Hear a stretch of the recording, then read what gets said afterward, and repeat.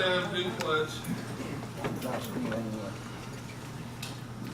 The pledge of allegiance to the flag of the United States of America and to the republic for which it stands, one nation, under God, indivisible, with liberty and justice for all.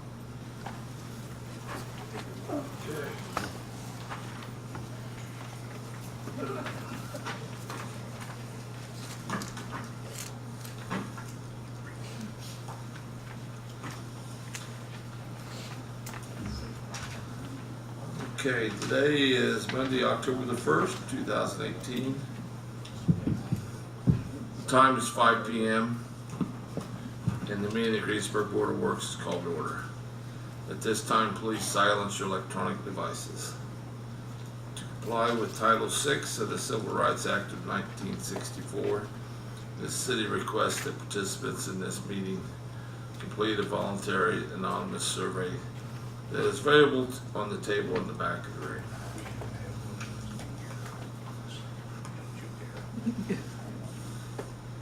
Okay, Ashley, roll call vote. Carol Perkins. Here. Rick Enswaller. Here. Darrell Poling. Here. And Glenn. Teddy will be. Glenn will be here. Okay. Just run a little late. So. Okay, did everybody receive your minutes from September 4th, 2018?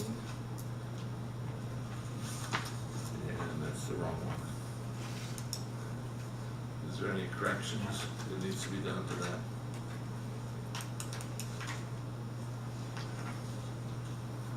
Make a motion to approve. Okay, got a motion to approve the minutes from last month. Got a second? All in favor, say aye. Aye. Opposed? Okay.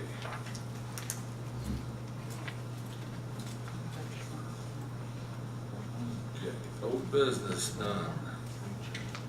As far as I know. Okay, Deb Lilly, approved for the grant administrator on contact Main Street Streetscape. This is the grant that we received for the South Side Square. And Deb is here representing the ARA, and they'll be doing the paperwork and all that stuff for us to receive that amount of grant. Just as a review, the grant was for $600,000. The local match from the city is required at 20%, so $155,931 is on behalf of the city. We have prepared a contract using industry standards and OKRA approved amounts. And so I'm hoping that you all received a copy of the contract, the draft contract. I know the city attorney has reviewed it. And we do have release of environmental conditions, meaning that the city can so enter into the contract if they choose to do so. Okay, we also received $15,000 from Alma Taylor Group That's included. in Your- 150. That is included in the 155, but you had initially, your council had designated 155 set aside. So you have that 155 plus then that Alvin Taylor 15,000. So the grant So- agreement doesn't really reflect that 15,000. Okay, but that helped us get that grant with those guys. So it's- Gave us some points. In addition to 600,000. Right. That's correct. You can use that additional if you need to.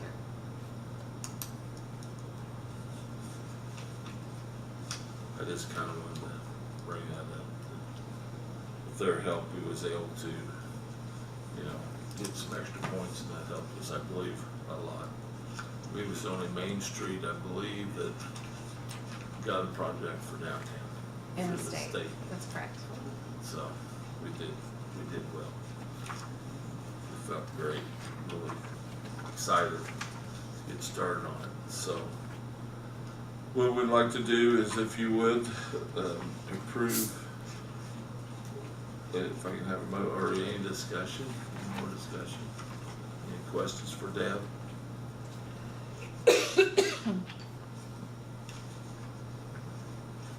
Our portion, the 155,931, what account is that coming out of? Is that? It'll be added, Yeah. be coming out of the edit fund. It basically, that money that's set aside for the Right. Stellar Group projects. It's just a small piece of that project, so, there is possibility of us using maybe some MVH money if we have some, because of the sidewalks and the curbing and stuff. But we'll have to discuss that, you know, further down the road, but that's where we're looking at the bulk of it coming from there, so.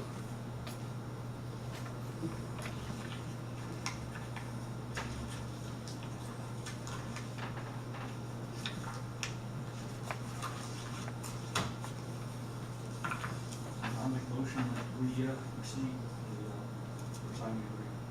Okay. I'll second. We got a motion and a second. Any other questions, council, or Board of Works? All in favor, say aye. Opposed? Okay. Thank you. Thanks. I've actually got 3 originals, and I'll leave Okay. those, Well, let's just go ahead and sign it, okay. can we? Erickson signed it, so it's just you and Ashley. Oh, okay. To be signed it, I marked it in red on all copies, which ones.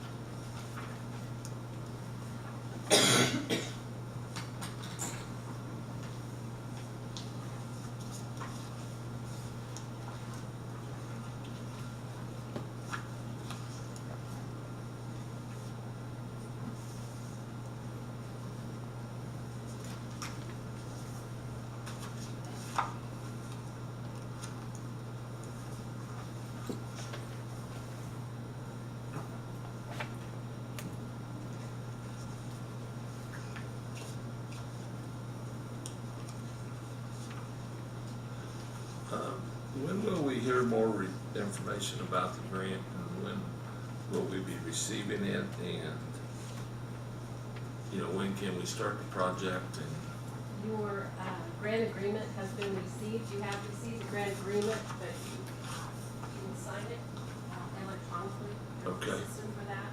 Okay. Once they get that and then sign it and send it back to you, then you can begin. So I would say. so we're looking next spring for the project to start?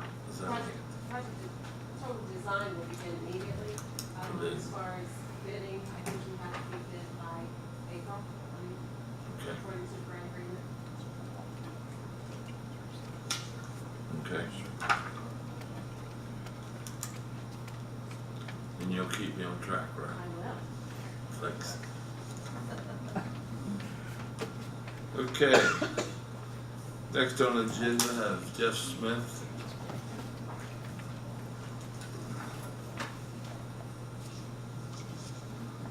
Good evening. I'd like Good evening.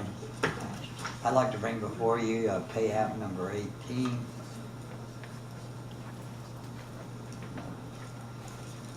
It's for $123,632.78.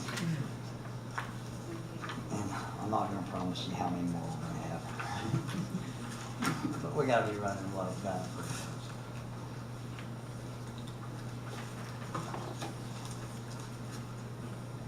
You have any questions on the pay app? We don't know how many more we have. Not over 2 or 3, I hope.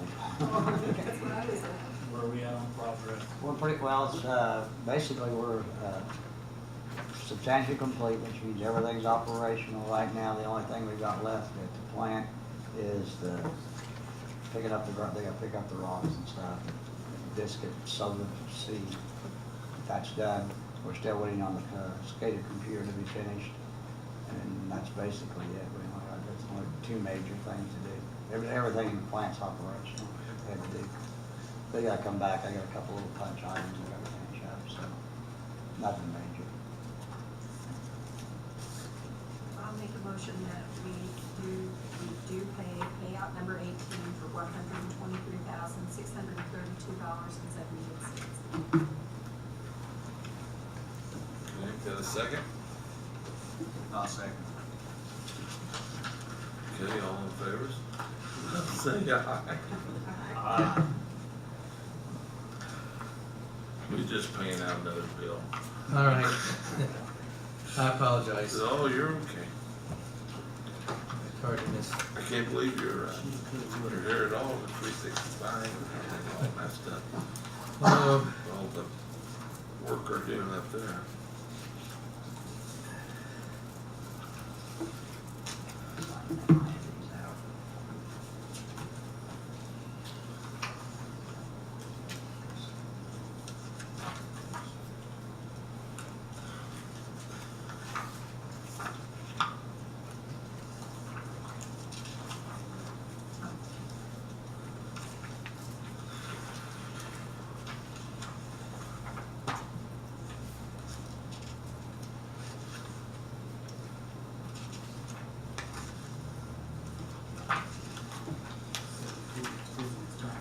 Yeah, it was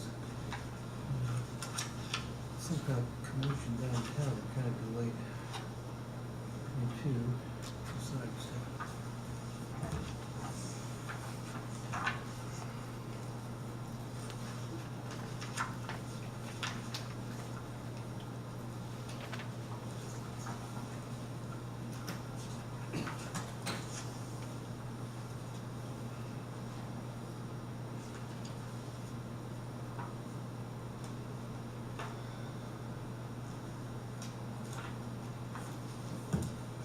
Okay.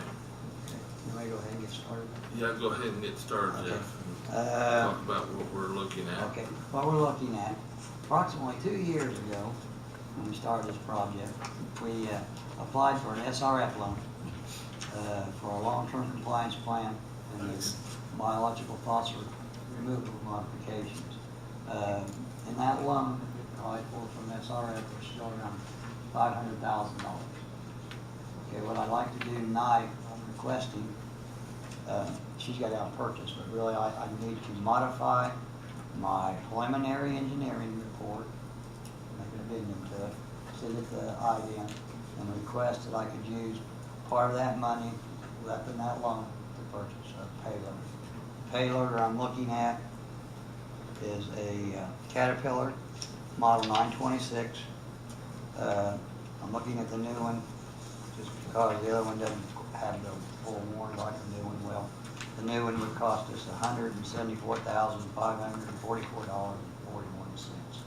But for right now, first thing I have to do is get your approval to modify the PER. I talked to IDM, they said there wouldn't be any problems, it's going to be used at the plant.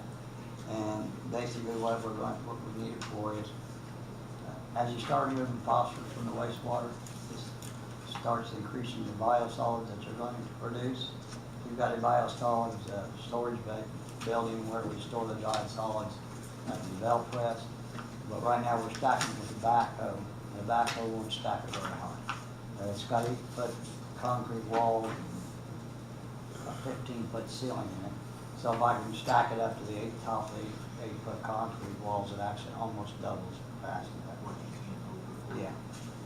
And the worst thing about it is using the biosolids and the backhoe, the radiator and everything, the backhoe's in the front. So you're always pushing into it.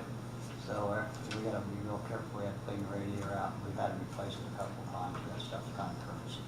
So right now, I'd just like your approval for the mayor to be able to sign a letter to Shelley Love asking that we modify our preliminary engineering report. Once they approve it, we'll get hold of them and get it ordered.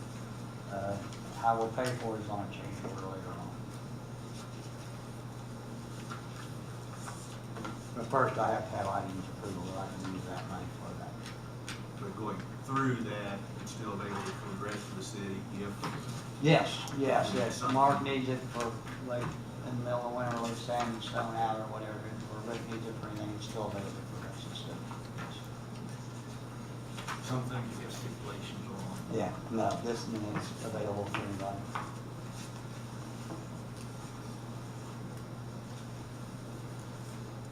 Sounds like you got all your ducks in a row. I do need your motion and approval to modify the PDR.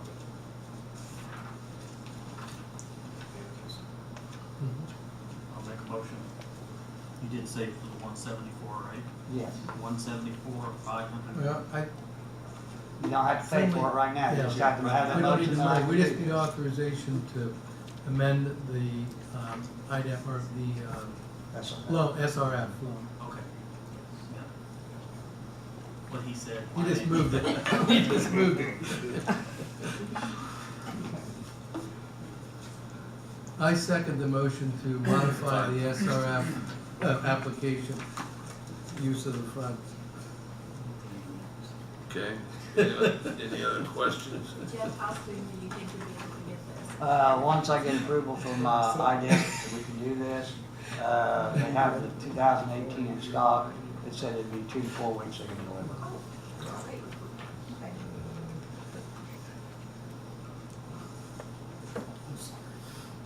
Okay, we have a motion on the floor to modify the SRF loan. And, two motions, and the Board of Works, are you in favor of it? Yes. Yeah. Aye. Aye. Okay, so Pat, start, Jeff. Thank you very much. Boy, did I miss that. What did we just buy? You're buying anything, you're buying anything. Go sit down, Jeff. I'd like to introduce Steve Rubel, I think he's up next to you. Yeah, Go ahead, Steve. Thank you. Too hard to talk. Evening, Mayor, evening, Board. Like Jeff said, my name's Steve Rubel. I'm with Strand Associates. And we recently worked with Jeff to help him develop a sanitary sewer rehab plan. And Jeff thought it would be a benefit for me to come before the board today, kind of describe the process that we went through and the product that we ended up with in the end, and explain how that's going to be a roadmap for him moving forward in maintaining his wastewater collection system. Being on the Board of Works, you probably already realize the immense amount of infrastructure that the city has to operate and maintain. And just a small portion of that is Jeff's sanitary sewer collection system, which feeds all that wastewater down to the plant that he just talked about, that's getting up and running right now. And so, what we wanted to do is help Jeff put together in one place his thoughts about where he needed to look at his collection system, where he was going to get the most bang for his buck as far as investing in that system in order to maintain it instead of having to replace it, which is key, as you all might understand, that it's you often get more return out of your investment if you're able to maintain something as to let it fail and completely replace it. This is especially true for a lot of our buried infrastructure that is oftentimes underneath a very expensive road. It can be deep, which is costly to excavate to get down there and replace. And you obviously have the replacement material cost to put in a brand new piece of large diameter pipe. Is pretty costly. So we went through a process whereby Jeff gave us his digital mapping of his collection system, which, off the bat, hats off to Jeff and his team down there at the wastewater treatment plant. They have a good digital mapping system that documents a good portion of their wastewater collection system. You would be amazed at some of the communities that you would go to, and they don't understand what they have under the ground. But I know Greensburg has taken on this effort for several years to really get a handle on what they have underground, and that was a wonderful starting point and really made our job a lot easier. So we start off by taking that information, plotting it on large aerial maps of the city, and sitting down with some of his key folks. So back in June, myself, I met with Jeff, Roger Linkmeyer, and Jeff Steele down there, and we basically laid all those maps out on the table and said, okay guys, here's your collection system. Where do we need to focus our efforts here? And so we looked at things like, those guys understand where they've had problems in the past. Nobody knows your system better than those guys who are operating and maintaining it right now. We looked at things like gravity mains that were operating near water bodies. So those are often sources of high levels of I&I, which is inflow and infiltration. So, when you send wastewater down to your wastewater treatment plant, you want to be treating wastewater. You don't want to be treating water from the creek that's leaking into your old collection system. That costs you a lot of money to treat that stormwater and groundwater that's leaking into your system. We looked at some high impact areas, some areas where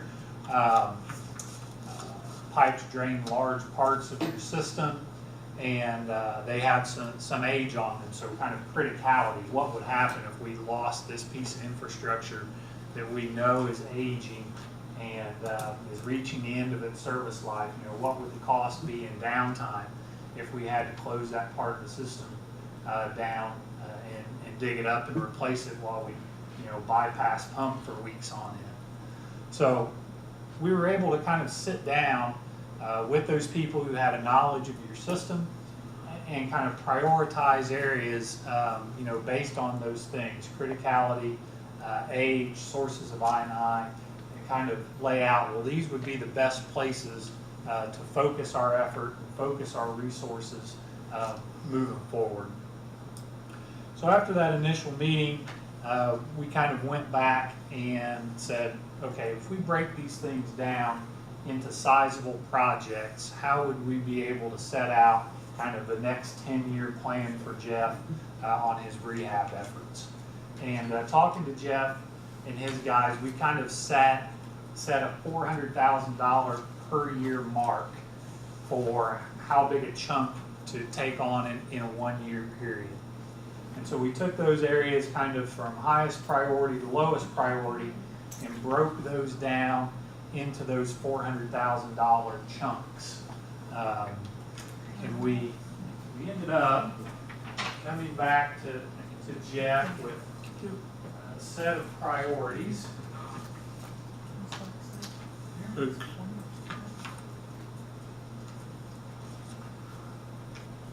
we sat down with that same group again around the table and the big map and said, okay, based on our conversations, here's how we see a 10-year plan laying out for your collection system. And, at that point, we were able to really kind of focus in on these 10 different areas. And we got some really good feedback from the guys. Some of the mapping information we had to revisit. We revisited kind of how we were attacking some areas and drilled down into where the priority really is, this area versus another area.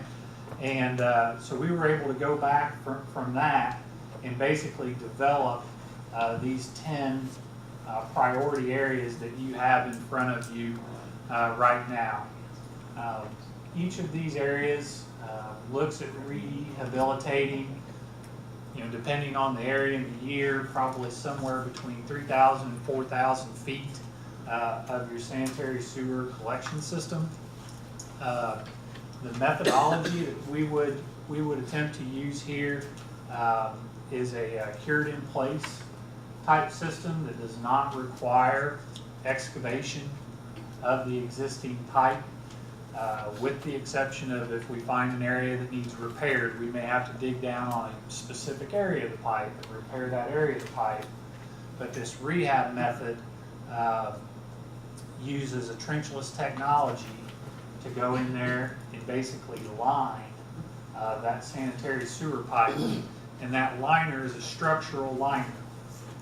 So you basically have a brand new pipe with a brand new complete life cycle on it. So you're looking at a 50-year plus life cycle that you're going to get out of that rehab pipe again. So basically a whole new life cycle without having to dig it up. We would also rehab your manhole structures. So we would use a epoxy cementitious grout to spray on the inside of those manholes, and that seals them up so that that water can't leak into your manholes from the outside. It also fills cracks or voids in your manholes. It may lead to sinkholes forming from the outside or future structural issues. What you end up with in the end is a very tight system. Really cuts down on your I&I issues and basically provides you a brand new part of your collection system without having to do major excavation and in some cases a complete repair of your roadway at that point in time. Each of these 10 areas and priorities we've kind of parceled out to have a $400,000 cost in 2018 dollars. We didn't necessarily adjust for inflation going forward. And obviously priorities could change over the years, certainly. But what Jeff now has is basically a roadmap that's going to help guide him over the next 10 years where to focus his rehab resources into his system that's going to give him the most bang for his buck moving forward. So that's basically a summary of what we did and where we ended up. I'd be happy to answer any questions you might have or provide any more detail.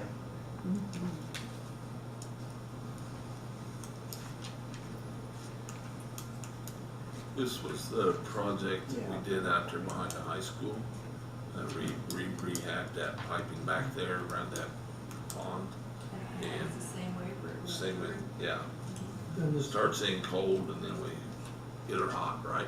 Yep. Get back and We heat it up, yeah. So certainly the larger diameter pipes actually come in a refrigerated truck, and they come with the resin pre-impregnated in them. So think of a tube sock with the end cut out, right? So it's just a tube, and they take this epoxy resin and they work it in to this fabric tube, and that comes refrigerated, and then the epoxy is thermally activated.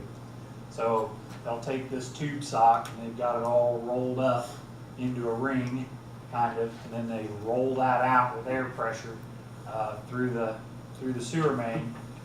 And then once they get it in there, they cut that into that tube sock off, and then they push steam in the pipe, and that heat then activates that resin that's in that sock, and it hardens right to the surface of that existing pipe. And it goes. So they take air pressure and they blow it out so that it's up against that host pipe. And then when it hardens, especially concrete or VCP type pipes, probably clay pipe, it will actually bond to the inside of that pipe. The epoxy resin will, and hold it in place. And you basically have a brand new pipe. Now, those of you who are more familiar with sanitary sewer construction, you know that, people's pipes from their houses, they come in there, right? So Rick, you probably know. Thing in there, they cut it out then. So yeah, basically they drive a little robot, looks like a RC car on steroids, and it has a cutter head on the end of it, and it has a video camera, and so they drive this vehicle in here with the cutter and the camera and the light, and you can actually, well, before they ever do anything, they go in there and they video the pipe. So they've got a video of what it looks like inside, and they document where these laterals are coming in the pipe. But then after they line the pipe, they'll drive this vehicle in there, and you can actually see a little dimple, little indention where that lateral comes into that pipe. So they drive right up there, and you can watch them just drill that out with the drill head on their device, and they reinstate those laterals, and works just as good as new. So What happens to the materials they cut out? Does it just get flushed down? it flushes down the line. So what they have on the end of this cutter head, if any of you are woodworkers, it's kind of like a router bit, and so it creates just kind of